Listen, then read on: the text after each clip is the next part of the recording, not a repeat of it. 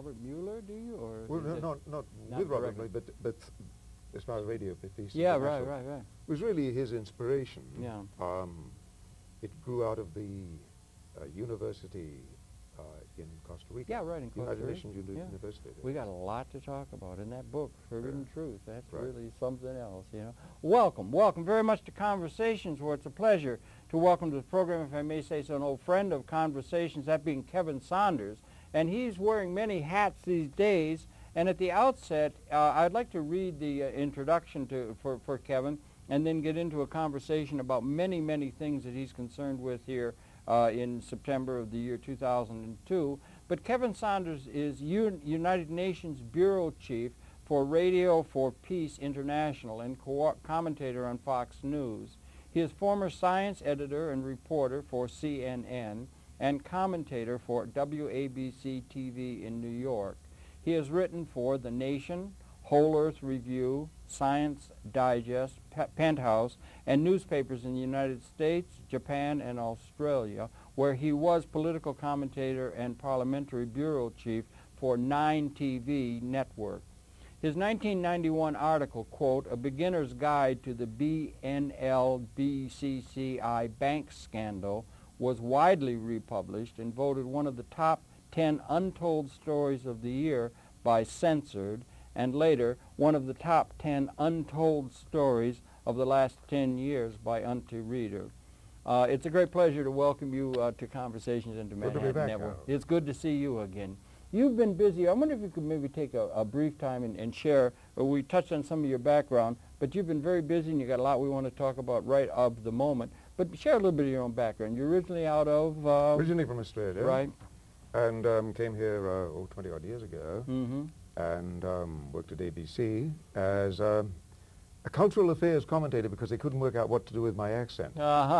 So they said, we finally decided on the title, and the title really meant doing movie reviews and theater. I did that for about 5 years. Yeah, you did, You got involved a little bit with CNN? So I went back to Australia, then came back here. The CNN started, and I was there at the beginning, at the very beginning, the creation. With Mr. Turner himself. Yes, indeed. And that was a feisty, intellectually challenging time with that coming of a new news network. Well, it was an exciting time, and I remember Reid Schonfeld, who was really the creator of it. Ted Turner gave him a check and said, "Can you do it?" And Reid Schonfeld said, "Yes." Bob Whistler was there too. And Bob Whistler. Yeah. And he said the agreement was, he said, "But you stay out of the studio," to Ted Turner. So you were Turner deprived said, okay. of the mouth of the South. Huh? And they went ahead with it. I remember about 2 or 3 days after they actually went to air the first time, Schonfeld came round and he said to me, he said, "Do you think this thing's going to work?" And I said, "It couldn't be stopped even if you wanted to." That's good. Yeah. And so it was the beginning of the 24-hour news cycle on TV. Yeah. And for good or ill, it's there now, and there is a lot more rolling now with Fox News. There's some more going on Fox News. You get WNBC. About as much as the market can take, I think, right now. You think it is about as much as the market can take? Well, we've got C-SPAN on the side. Arguably more. Stuff. Yeah. From a commercial point of view, some people argue that there are too many news channels. Oh, really? Now, Already, yeah. As a result of which, the commercial competition this doesn't apply to C-SPAN, because C-SPAN is a different breed of cat. Is above and beyond the audience size. They don't care. God they're like the C-SPAN. BBC. Yeah, that's They're good. not bound to an audience size. They're not bound to the commercial requirements. Yeah, I can see the news networks already going toward the soft stuff. I mean, this is what's called the rush to the bottom. Yeah, it is. Because they become fiercely competitive. To survive, they must. In order to survive, they must do what they need to do to hold together and hold audiences. And while they once were able to do, quite sustained, serious programming, they really can't afford to do that anymore because they're going to be beaten by the others who put on, singing and dancing and juggling, and soft news and screaming news, and that sort of drives everything down to the bottom. And you see that happening now. In the commercial context, world. Yeah. And the PBS, what do you think of PBS? And what PBS is able struggles to bring on, but it too is making the necessary compromises because funding. Well, the funding. It comes down to the funding. That is why in some ways, certainly in the United States, C-SPAN is unique. Oh, it's wonderful. Because it is not dependent upon the size of its audience at all. The only comparable English language television service is the BBC. The BBC. Yeah, right. That's right. And it does. And they put on a thing the other day, and they I don't know who's involved. I guess, you know, Brian Lamb's been there from the beginning. He's there, and the people. But they put on things that, from a certain standpoint, are controversial in some people's mind. Yes. They put on Scott Ritter the other day, reading his piece to the Iraqi television, which ran completely counter to this full-court press toward war that the Bush administration is advancing. And they did that in the face of that, and they were able to do that and not lose track of the ability to put on some programming relevant that is going to be seen as irrelevant by some mighty important market forces and political forces, don't you think? C-SPAN is like How do they do that, I wonder? Well, it's like another government. It really is. And do you think we'd be better served if we had 8 C-SPANs? Yes. Yes. Okay. Oh, indeed. Yeah. So more the better. Has Brian hit upon something that is really significant in terms of broadcast future, particularly if we start linking it to the fact that we are now beginning to seriously stream important programming and a connection with the internet? He was once, Lamb was once asked about, so what's happened to this 500-channel universe everybody was talking about? He said, it may well be happening, but it may be happening on the internet. And I think he's right. When did he say that? When? About 2 or 3 years ago. Only, yeah, 2 years ago. But he's seen the direction. I did a program, I said it last week with another guest, and I did a program way back in about 1973 or something like that, and I was then thinking, because we're now in public access, okay? This is public access television, which is another element in terms of television production, which we, of course, here think is worth giving some consideration to and so forth. But we had public access, but they had the cable who was competing with over-the-air broadcasting. And we had the Sloan Commission report, and it was called the Cable, the Medium of Abundance. That was the Sloan Commission subtitle to their report on the cable. And so it was possible to have different kinds of programming other than strictly market-driven, advertising-supported standards and so forth, such as you outlined. And I was having a program with a fellow down in Washington, and I was saying to him, well, we got this possibility of all these programming possibilities other than just, you know, market-driven notions and so forth. I think we ought to start a channel where we present the world leadership. I was thinking the world intellectual leadership as the programming content, so that the folks would have a channel to which they could repair to get a sense of what's going on in terms of the evolution of universal consciousness and this sort of thing. And I had in mind Buckminster Fuller and Marshall McLuhan and Irwin Thompson, some people, and a couple bankers or something. And then he said, that's a good idea, Harold. I think that's a good idea. Good luck, fella. You know, we're warming our hands over a cup of coffee. And then he said, well, I'm thinking of starting a channel, and I'm thinking of calling it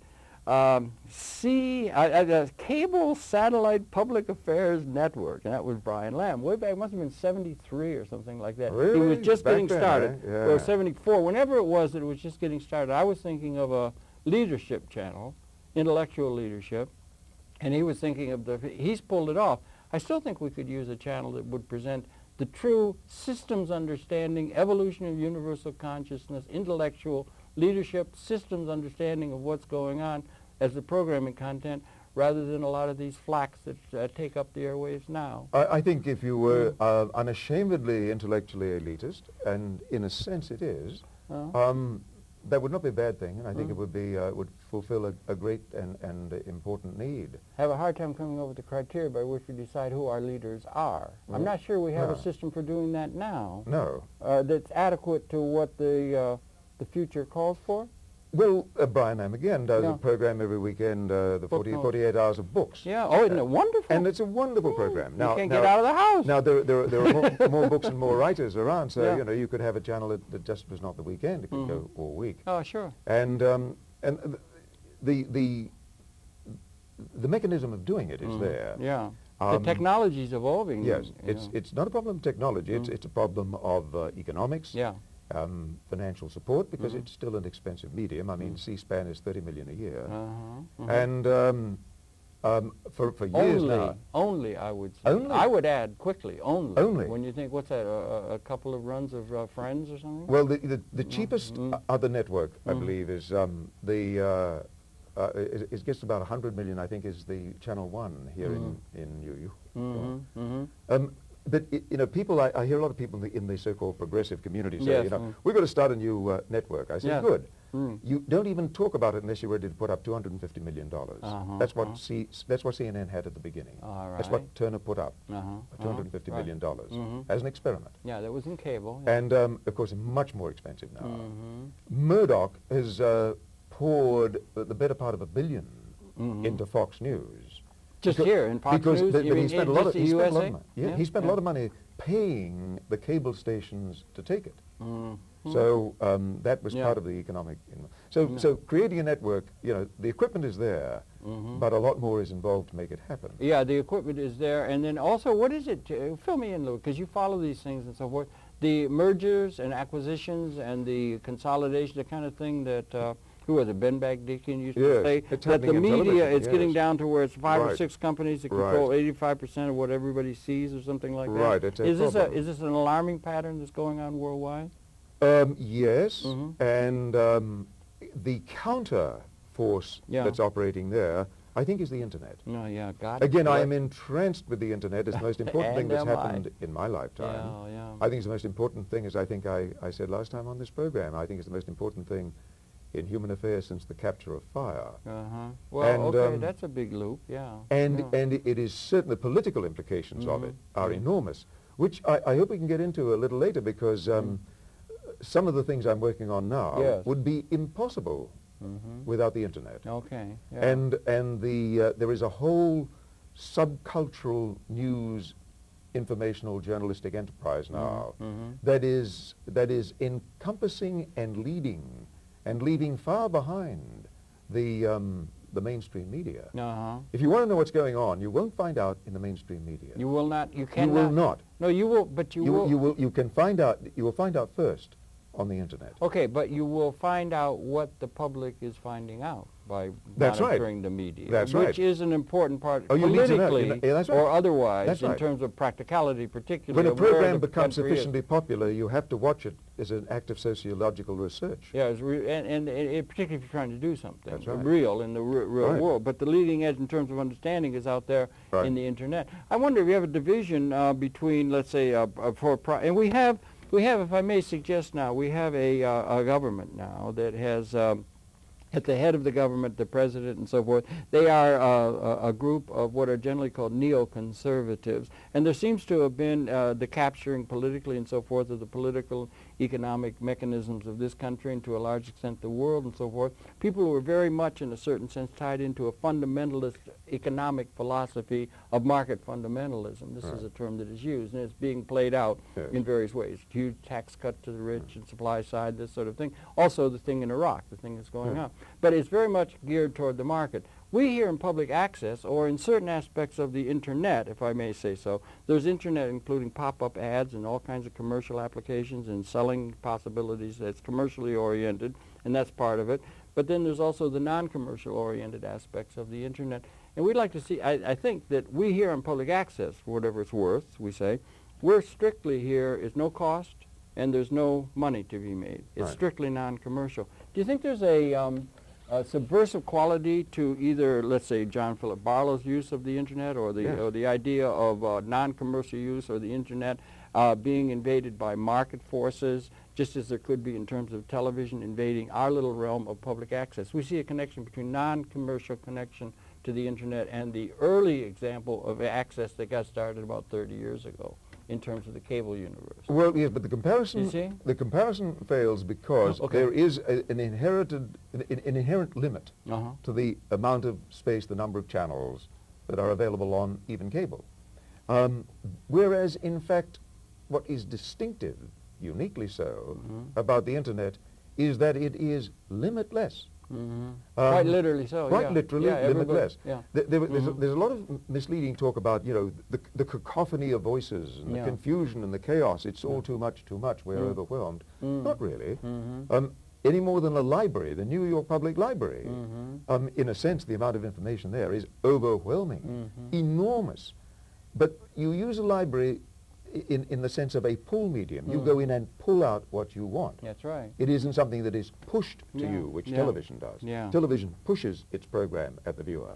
Whereas with the internet, you go into the internet and pull out. Now, the internet and the television... And there is no limit to the amount of material that can be posted and distributed on the internet. And both now it's coming into multimedia with the streaming. It's becoming multimedia. That bridge is being made. So the bridge between, it used to be the Office of Telecommunications and Computing that Henry Geller headed up and so forth, and now it's all blending into one convergence or something like that. And it has great implications. Finally will be subsumed by the digital world, by the internet. By the digital world. Yeah, we're beginning to go, television's beginning to go that way. You have nonlinear editing, all kinds of things. It's democratizing in a very real sense. There's great hope in that. And also, you have, was it Norbert Wiener, I think, who used to say that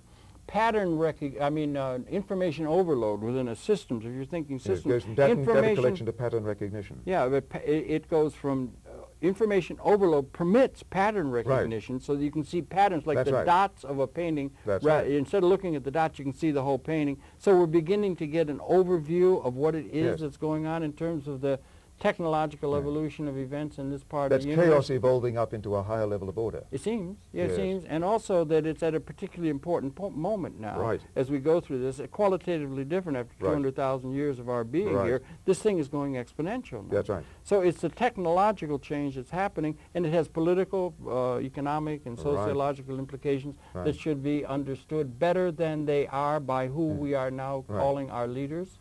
That's right. I mean, do we need a new brand of leadership? Even now as we speak. That's more comprehensively inclusive of everything, rather than be so special interest toward one all the political structures of the past are essentially, in a sense, they're almost obsolete now. All institutions, in a certain sense, are, or must be subsumed within a new pattern of understanding. And where are we getting that visionary leadership or visionary understanding from? We don't get it from the political and business leadership, do we? No. No, that seems to be a rearguard action they're doing. Yes. So they're resisting it. So it's a problem, in a certain sense. But a new kind of leadership and a new set of leaders, a new set of elites are emerging. They are.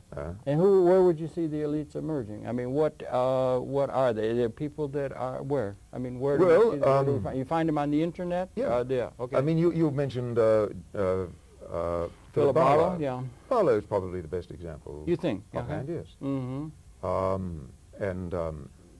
You know, there's some very inspiring minds around. Stuart Brand, Stuart Brand comes to mind, Now, I always repair to Bucky Fuller. I always thought Bucky Fuller had a comprehensive reading of things that can't be duplicated by anybody else. I think both Barlow and Brand and their milieu also paid tribute, I think, to Marshall McLuhan. To Marshall McLuhan, and to Gregory Bateson. To Gregory Bateson, Steps to an Ecology of Mind. I mean, William Owen Thompson, you mentioned earlier, William Owen Thompson says that we live in the post-Bateson era. Post-Batesian. Since the death of Bateson. He thought Bateson was the best mind of the last century. He did, There were a number of people who did, with the topology, with the, you know, that kind of thing. He was a... Not in the economics. The economics are one area that it seems to me we need to have some sort of a revisitation of our economic philosophy. One of the things Fuller used to talk about, I don't want to get too into is that we crossed the line where, you know, we've had throughout the whole human experience that the condition of scarcity. Now we're talking about media or communication abundance. Abundance, yes. That could apply to material world in a very real sense. We have enough. We have a capability of providing enough food, technologically augmented. We have enough to produce. We have the knowledge base to get enough water. We have a knowledge base and a capability that our financial and political economic systems don't allow us to realize what we're capable of doing, and we need some sort of a new economic system other than, I don't know, Milton Friedman or Schumpeter or the systems that inform our political leadership now. We have a polity of abundance from an earlier age now in an age of emerging abundance. So but that's a big transformation. It's a big swirl. If you transcend scarcity as an ontological or epistemological reality, there's a big change going on that isn't picked up on by the traditional patterns that are amortizing. It's like a line I read the other day. We live with what history has allowed rather than what the future demands. That's very good. We don't have a vision. Or do we lack vision in terms of our broadly conceived general political or otherwise leadership? Well, I don't know who this first person plural we is. I don't know. For example, back to Bateson for a moment. Bateson was once asked what were the two most important events that had taken place in his century, last century. And he had a very interesting and surprising answer. He said, one was the Treaty of Versailles. And he said that really was... After the First World War. After the First World War, the Treaty of Versailles was a major turning point and a major blunder. And we've suffered from it enormously since. It gave... he said he remembers at the time, it was the only time he saw his father lose his temper. And when he read the Times of London report on the terms of the Treaty of Versailles, he hurled the Times of London across the room and said, "Fools! Yes. Victors must be honorable. There'll be another war in 20 years. Yes, and there was. So it gave rise to Hitler. That gave rise to the atomic bomb. That gave rise to you know, the kind of world we have today in many ways. The other thing Bateson said what was the second? Was the development of cybernetics. That's interesting, And digital and cybernetic thought are flowing out of that now. So yes, he saw the really important changing thing. And of course, the internet has now brought that the cybernetic change into the fore in a way that really is revolutionizing everything. And is relentless. And it is unstoppable. relentless. It is absolutely. It is L-shaped. Unstoppable. Here comes nanotechnology, molecular computing, all the surpassing Moore's law, all of these kind of things. It's just coming in, and yet we still have all these particularly vexing problems that we see as we turn on the television, and they are there. And we still have one of the things that is very real, and I know you followed it very carefully, and I respect that very much, is the fact that a lot of this technological capability that we've developed is potentially destructive. A good deal of it has been led by war making, and the atomic thermonuclear capability, we apparently crossed the line where we have the ability, we couldn't do it in the Second World War, we have the ability, if the weapons, or is this still the case? I wanted to ask you, if you've I just reread Jonathan Schell's Fate of the Earth. But have we crossed the line historically where if by some miscalculation a single individual could set off a guns of August kind of thing or something like that, the weapons were unleashed, we destroy the whole species?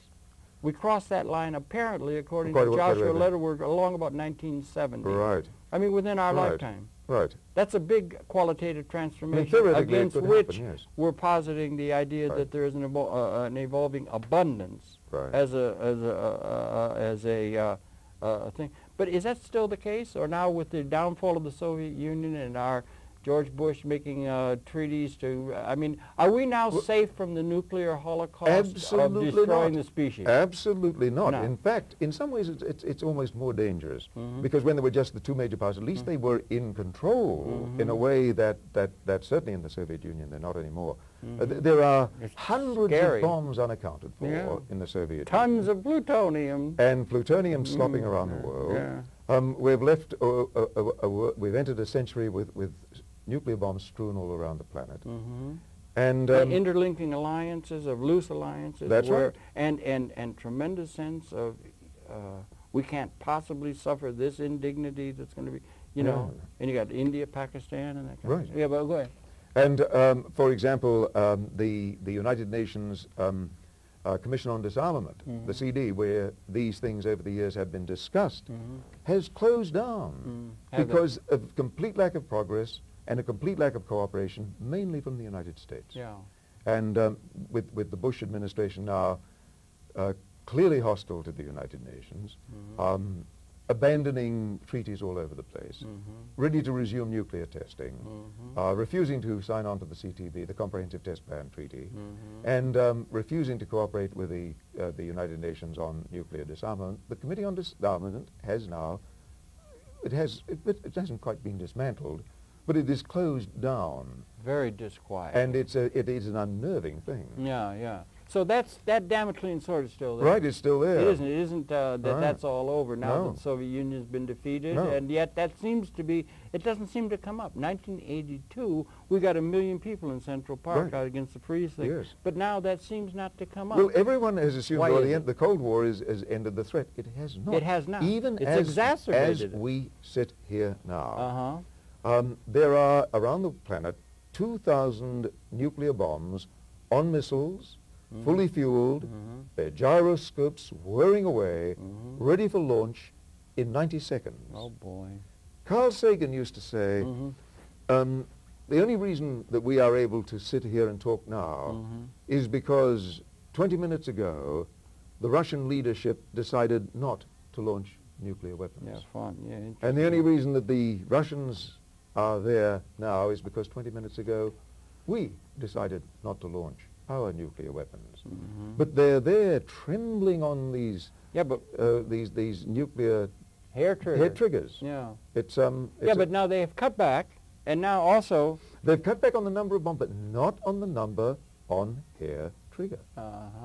And if and nobody's talking about taking them off hair. No, they trigger. just passed that thing, but they're going to just put them in silos where they can come out again in a yes, but off here. But that doesn't take. They're the ones that they're the ones that they're taking out of service. But the ones that are on the missiles are still on hair trigger. Well, what about 4,000 around the world? 2,000. Well, there used to be 50,000. 2,000 Didn't there used Russian. to be something like 50,000, or is that the total number? No, the highest number of weapons in the world was 60,000. It was 60,000. That was during the Reagan era.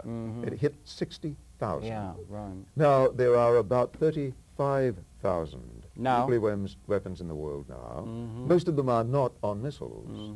Those that are on, but there are still 2,000 on missiles, on hair trigger in the United States, and another 2,000 on missiles, on hair trigger in the Soviet Union, in Russia. In Russia, and it's only the Russia. It's still a Cold War posture. They got that, and then there are these other missiles that are behind. So the existential question is, in a certain sense, we were trying to destroy ourselves as best we could in the Second World War. We dropped a bomb on Nagasaki, didn't we, and on Hiroshima and so on. But we were impotent. We were protected in our impotence. But that existential challenge that we can, as Jonathan Shell, God bless him, brings out so well in that Fate of the Earth, that what you're facing into is oblivion. Right. It's not just destroying the tribe in the other village, or the good guys will win out over the bad guys, or something like that, but it's the end of the whole evolutionary experience called mankind. Right. And we're still in that situation. Right. I know you quarreled with me once when I wrote in a piece in Nation that if there were an accident when we were coming into Y2K, if things really went bad there, and a substantial portion of the nuclear material in the world was unleashed, that we really could return the planet to the insects.